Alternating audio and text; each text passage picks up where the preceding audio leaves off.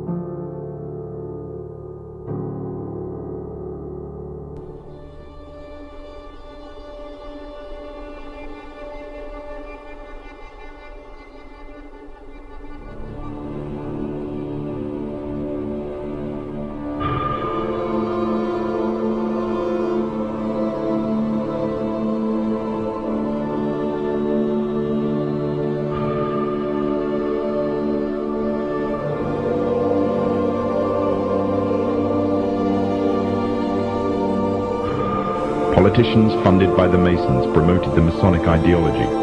The secret lodges of the Masons were open to members of the French army. High-ranking officers and generals were indoctrinated to the Freemasons' way of thinking. With the people, the politicians, and the military of France under Masonic control, the Masons could finally strike. Freemasonry has worked in a hidden but constant manner to prepare the revolution. We are then in complete agreement that Freemasonry was the only author of the revolution, and the applause which I receive from the left, and to which I am little accustomed, proves, gentlemen, that you acknowledge with me that it was Masonry which made the French Revolution.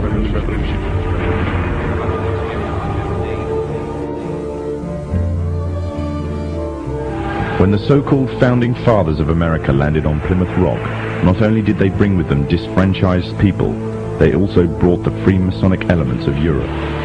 The injustices which the fathers of America were escaping from in Europe was also to be found in the new land, in the form of a tyrannical British regime. In order to gain complete dominance of the new state, the Masons used the same methods to gain control of France. Although the British monarchy was run by the Masons, the American War of Independence was a necessary action, and the people involved in the war were expendable for the Masons to fulfill their dream. Emotions of the people were manipulated into anger, and just like France, anger turned into war. This time, however, previous mistakes would not be repeated. The near defeat the Masons faced against Napoleon and his army in Europe taught the Masons a lesson.